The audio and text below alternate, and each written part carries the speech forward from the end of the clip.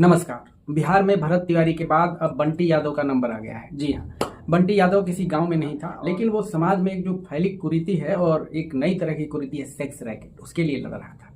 और ये केवल पटना में नहीं है जो बंटी यादव ने बताया और जिसके खिलाफ कई महीनों से वो लड़ाई लड़ रहा था, बल्कि ये बिहार के कोने कोने में है, हर शहर में है। और इस बीमारी से सामाजिक स्तर पर बहुत लोग परेशान हैं। परेशान इसलिए हैं कि सबके घर में बेटियां हैं, बहन हैं, पत्नियां हैं।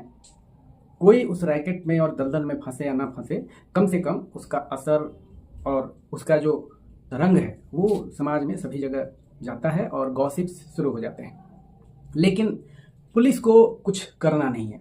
बंटी यादव को धमकी भी मिली थी, फिर बंटी यादव का किडनैप हुआ, कैमरे में सब कुछ आया हुआ है, लेकिन बंटी यादव बरामद नहीं हुआ और मार करके उसको एक किन्नर के घर में पिटाई हुई उसकी बहुत ज़बरदस्त, और उसको मार करके उसके घर से काफ़ी दूर एक सुनसान जगह पर लोगों ने मिट्टी में डाल दिया था। और पहचान छिपाने के लिए उसका मुंह तोड़ दिया था पत्थर से। उसके बाद हाथ में कुछ उसके बने हुए थे टैटूज वगैरह, उसको गोंद दिया था लोगों ने चाकू से। लेकिन ईश्वर की कृपा कि बारिश हुई और मिट्टी वहाँ से हट गया और भैंस चराने वालों ने उसको देखा और हंगामा हुआ। शिनाख्त हो गया कि पैंट से पहचान हुई कि ये बंटी यादव ही है। छोटा कारोबारी था, फास्ट फूड की दुकान थी, एक किराना था और बैंड बाजे का भी दुकान था। उसके बाद बैंड बाजे का कारोबार था जो शादियों में और पार्टियों में जो जाते हैं वहीं पे पटना में। लेकिन इस पर कुछ हुआ नहीं।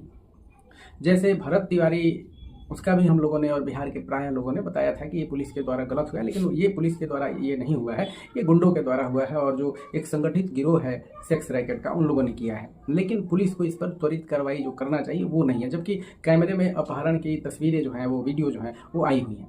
ठीक है, और जो विपक्ष है वो अपना आवाज़ वो लोग उठा रहे हैं जैसे उठाना चाहिए। जैसे अपने तेजस्वी यादव हैं, वो विदेश में बैठ के आवाज़ उठा रहे हैं, तो वो उठाएंगे आवाज़, विदेश से भी आवाज़ उठी जाती है, ट्वीट कर देना है। फिर वो अब चुनाव जब लड़ना होगा तब वो आएंगे बिहार में। दरअसल 29 में या 30 में वो आप तो पहले ही जाएंगे, लेकिन उस समय ज़मीन पर उतरेंगे, अभी नहीं। महाराजाधिराज हैं वो बेचारे, क्यों आएंगे।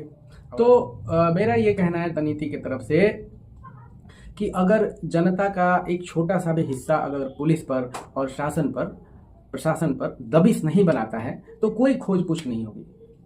कोई कांड हो जाए और आप सोचते हो कि पुलिस वाले जो है इस पर कुछ बिना कहे, बिना दबिश बनाए, बिना थाने में जाए आप रिपोर्ट लिखवा दीजिए और कुछ कर लें, तो ऐसे बहुत कम पुलिस वाले सीनियर ऑफिशियल्स होंगे। अगर ऐसे होंगे तो उन्हें कोई बड़ा अवार्ड मिलना चाहिए और जनता उनकी पूजा करे।